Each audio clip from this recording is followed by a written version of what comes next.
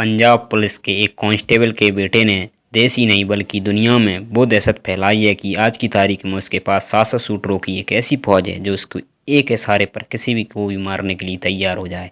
आखिर क्या है कहानी लॉरेंस बिश्नोई की, जिसने महाराष्ट्र राजनीति के एक अहम किरदार बाबा सिद्दीकी की हत्या कर मुंबई में वो हनक हासिल करने की कोशिश की है जो हनक 90 के दशक में दाऊद इब्राहिम की हुआ करती थी। जी हाँ दोस्तों, बने रहिए हमारी इस वीडियो में, आपको बताएंगे विस्तार से इस रिपोर्ट में। अंडरवर्ल्ड डॉन दाऊद इब्राहिम और अभी अभी नए बने अंडरवर्ल्ड डॉन लॉरेंस बिश्नोई में एक चीज़ कॉमन है कि वे दोनों के पिता का प्रोफेशन एक जैसा है। दाऊद इब्राहिम के पिता महाराष्ट्र पुलिस में सिपाही थे, तो वहीं लॉरेंस बिश्नोई के पिता पंजाब पुलिस में कांस्टेबल हैं। इसके अलावा इन दोनों में एक चीज़ और कॉमन है, वो है दोनों का इंटरनेशनल नेटवर्क, जो भारत के अलावा दुनिया के दूसरे देशों में फैला हुआ है।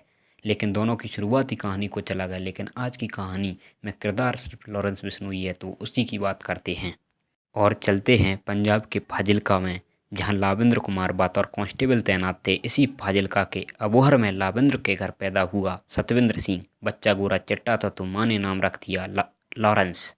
पिता सिपाही थे, लेकिन पिता चाहते थे कि बेटा बड़ा अधिकारी बने, और बड़ा अधिकारी का मतलब होता है IAS, IRS और IFS। तो बच्चे की शुरुआती पढ़ाई अबोहर में करवाने के बाद आगे की पढ़ाई के लिए DAV कॉलेज भेज दिया गया। कॉलेज में आने के साथ ही उसकी दोस्ती हुई गोल्डी बराड़ से, और फिर कॉलेज में दोनों की दोस्ती की मिसालें दी जाने लगीं। DAV की पढ़ाई के दौरान उसने छात्र राजनीति में हाथ आजमाने के लिए अपना एक संगठन बनाया, नाम दिया था सोपू। सोपू का मतलब होता है student organization of Punjab university.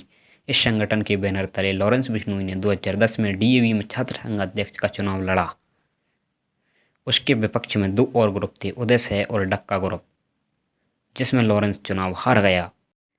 इसी हार के कुछ ही महीने बाद 11 फरवरी 2011 को लॉरेंस बिश्नोई और उदय सह का ग्रुप आमने सामने आ जाता है और फायरिंग हुई, और कहा गया कि लॉरेंस बिश्नोई ने अपनी हार का बदला लेने के लिए फायरिंग करवाई है। पहली बार जब लॉरेंस बिश्नोई के ऊपर मुकदमा लगा हत्या की कोशिश करने का, और मामला गैर जमानती था, इसलिए उसकी पहली बार गिरफ्तारी हुई, लेकिन वह जमानत पर रिहा हो गया।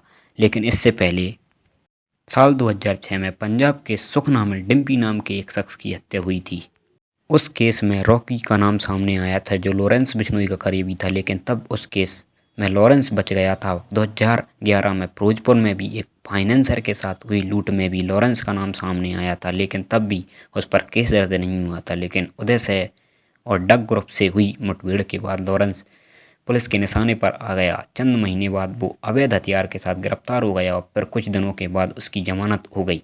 लेकिन इस जमानत के 6 महीने में बीते बीते लॉरेंस बिश्नोई पर एक ऐसा मुकदमा दर्ज हो जाता है जिसकी वजह से वह पूरी तरह से जुर्म की दुनिया में फेमस हो गया। और यह मुकदमा दर्ज हुआ 12 अगस्त 2012 को। थाना था चंडीगढ़ का सेक्टर 34, और केस था वही हत्या की कोशिश और दंगा। जाहिर है यह मुकदमा भी गैर जमानती था, तो लॉरेंस बिश्नोई की गिरफ्तारी हो जाती है। जमानत पर बाहर आने के बाद लॉरेंस हत्या, लूट और डकैती करता ही रहता है, जेल जाता रहता है और जमानत पर बाहर आ जाता है। इसी दौरान दिसंबर 2012 को उसके मामा के 2 बेटों की हत्या हो जाती है, और हत्या करवाई थी गैंगस्टर रमी मसाना और हरियाणा के भटिंडा जेल में बंद अरगोविंद सिंह। तो लॉरेंस बिश्नोई भी इन दोनों की हत्या करवाना चाहता था और बदला लेना चाहता था, लेकिन वो जेल में बंद था।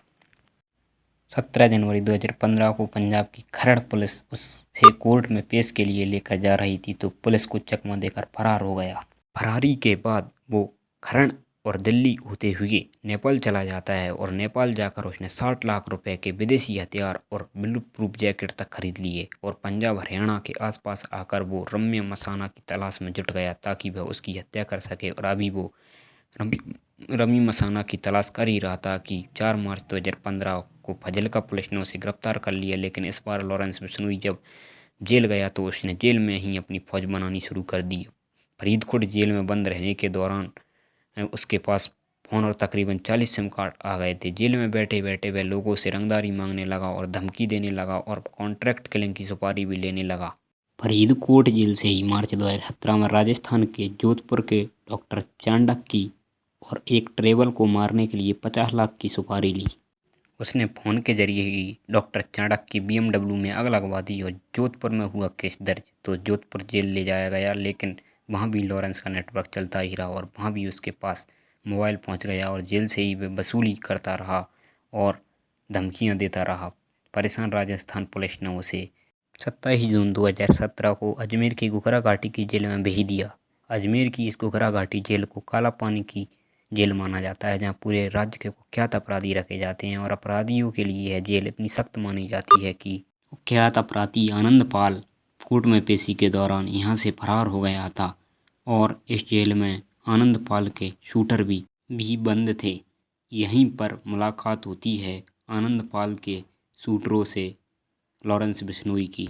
इसी दौरान आनंद पाल एक एनकाउंटर में मारा जाता है और आनंद पाल का ग्रुप कमज़ोर पड़ने लगता है तो लॉरेंस बिश्नोई उसको सहयोग करता है।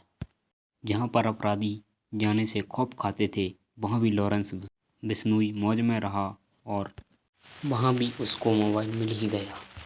और जब पुलिस ने दबिश दी तो उसके पास से 2 समय भी बरामद हुई, लेकिन कुछ ही दिन बाद उसके पास फिर से मोबाइल और सिम पहुंच गया। इसकी पुष्टि जब हुई जब लॉरेंस बिश्नोई ने आनंद पाल के सियासी विरोधी रहे सीकर के पूर्व सरपंच सरदार की हत्या अपने मोहाली के शूटर रविंद्र गाले को बेचकर करवा दी। वहीं जोधपुर में थाक जमाने के लिए अपने शूटर रविंद्र गाले और अरेंद्र जाट से 17 सितंबर को वासुदेव इसरानी, जो कि जोधपुर के कारोबारी थे, उनकी हत्या करवा दी जाती है। इसके बाद तो आनंदपाल गैंग के लोग भी उसको अपने सरगना मानने लगे थे। हालांकि पुलिस लॉरेंस के गुर्गों को पकड़ने में कामयाब तो रही, लेकिन लॉरेंस ने फिर से नए लोग इकट्ठा कर लिए। जेल से जमानत पर जो भी बाहर जाता वो लॉरेंस का आदमी बन जाता और उसके लिए काम करने लगता। जेल से बैठकर अपनी आपराधिक सत्ता चला रहा लॉरेंस बिश्नोई पुराने मामले की सुनवाई के दौरान 5 जनवरी 2018 को जोधपुर में पेशी पर पहुंचा था। पेशी से लौटते दौरान मीडिया के लोगों ने पुलिस की जीप में बैठे लॉरेंस बिश्नोई से मीडिया के लोग पुराने मुकदमों पर कुछ सवाल पूछते हैं तो वो कहता है, मैं एक स्टूडेंट हूँ और मैंने कोई अपराध नहीं किया है, पुलिस का क्या है।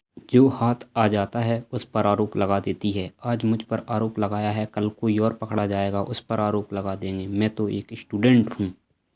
और आगे वह बोलता है, मेरा आपराधिक मामलों से कोई लेना देना नहीं है, अपराध क्या होता है यह तो जब पता पड़ेगा, जब सलमान खान को यहीं पे मारूंगा।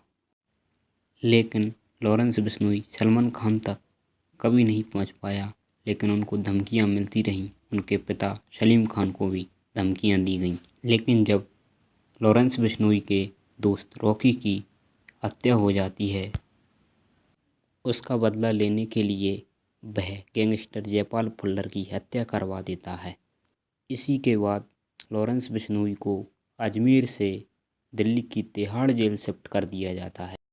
लेकिन यहाँ भी लॉरेंस बिश्नोई का अपराध कम नहीं हुआ और यहाँ तो उसका उत्साह और ज़्यादा बढ़ गया। उसने कनाडा में बैठे अपने पुराने यार गोल्डी बराड़ के सहयोग से सिद्धू मूसेवाले की हत्या करवा दी और उसने बयान जारी कर कहा कि ये पुराने साथी बिक्कू मुद्दीखेड़ा की मौत का बदला है। सिद्धू मूसेवाले की मृत्यु के बाद नवंबर 2023 में सलमान खान के पुराने साथी रहे गिप्पी ग्रेवाल, जो कि पंजाबी सिंगर हैं, उनके घर पर फायरिंग करवाई है। इसी के ही अगले महीना में दिसंबर 2023 में करणी सेना के अध्यक्ष सुखदेव गोगामेड़े की सरेआम जयपुर में हत्या करवा दी। इसी साल उसने सलमान खान के घर गैलेक्सी अपार्टमेंट पर फायरिंग करवाई और हाल ही में मुंबई में बाबा सिद्दीकी की हत्या करवा दी। क्या लॉरेंस बिश्नोई अगला दाऊद इब्राहिम बन रहा है? दोस्तों, ये हम नहीं कह रहे, बल्कि देश की सबसे बड़ी जांच एजेंसी NIA की चार्जशीट कह रही है। अगर आपको यह वीडियो पसंद आया हो तो वीडियो को लाइक करें और चैनल को सब्सक्राइब जरूर करें आगे ऐसी वीडियो पाने के लिए।